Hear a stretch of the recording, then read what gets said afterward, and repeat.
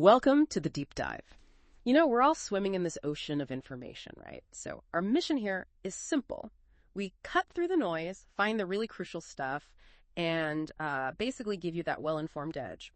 We take a whole bunch of sources, articles, research, you name it, and pull out those key insights for you. Today, we're looking at two really interesting areas. They seem different, but they both shape our world in, well, powerful ways. First, we'll get into the nitty-gritty of how businesses decide to build their digital marketing tools, the strategy behind it all. And then we'll switch gears completely and dive into the psychology of color on product packaging. You know, why that cereal box grabs your eye. Expect some surprising facts and takeaways that kind of lift the veil on how businesses operate and maybe how we're subtly influenced every single day. Okay, so let's start with digital marketing. It's a landscape that changes incredibly fast, doesn't it? The big question for businesses already deep in this space is, why on earth would you build your own set of marketing tools, your own stack, instead of just buying a ready-made solution? That is a great question, and it's worth clarifying what we mean by a stack. It's basically your whole digital toolkit, right? Mm-hmm. CRM, analytics, ads, content management, everything working together. Now, the main reason to build your own, it's not just customization in a vague sense. It's about creating a unique strategic advantage. Think about tailoring your data analysis to find customer niches no standard tool would ever spot. Or maybe building your own AI right into your marketing flow.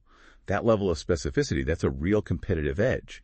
And sometimes, maybe counterintuitively, it can actually be more cost-effective down the line. Okay, so that makes sense. Total control, potentially a unique edge, but there have to be downsides, right? What are the challenges people don't always talk about when they go down this custom route?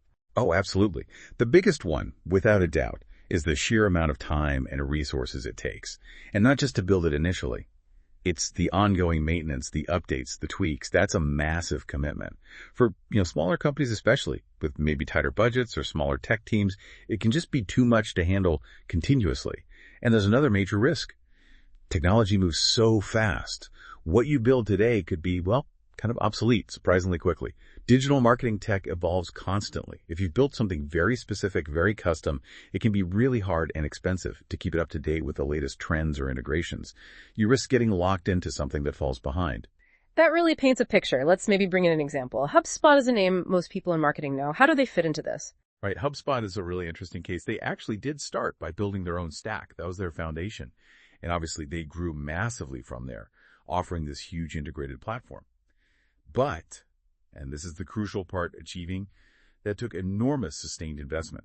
We're talking significant funding for technology, for infrastructure, for hiring really top engineering talent year after year. So while they show it can be done, and you can even define a market category that way, it also highlights that it's a really, really tough path for businesses that just don't have those kinds of deep pockets or resources.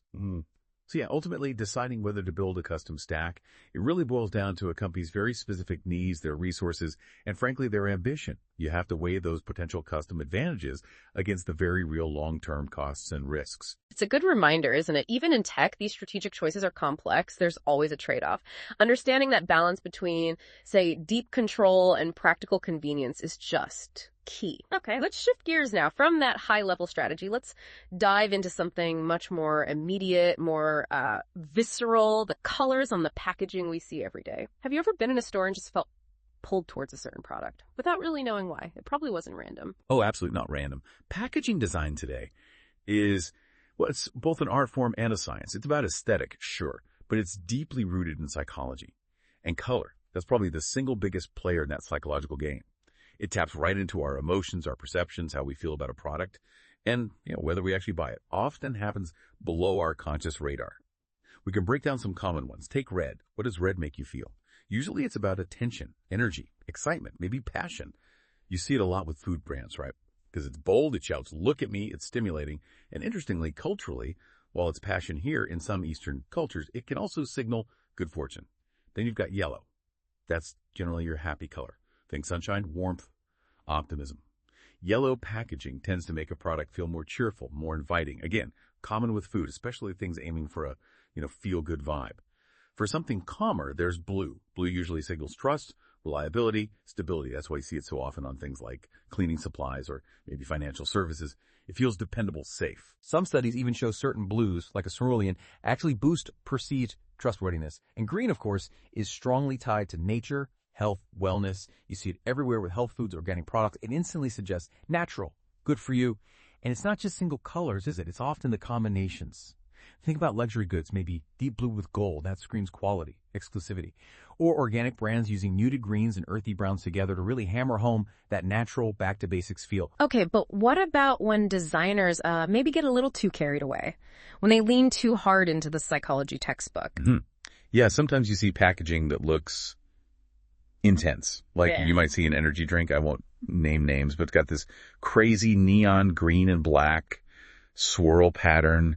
It looks like it was designed by, I don't know, rave enthusiasts maybe. It definitely gets your attention, but doesn't make you want to drink it? Maybe not. Or think about, there's a super bright pink bubblegum packaging. It looks like it belongs at a, Barbie-themed party or something. Again, eye-catching? Sure. Appetizing or aligned with the actual product experience? Maybe not so much. It shows that context and just, taste matter too. It has to align with the brand. Right. It's all about alignment.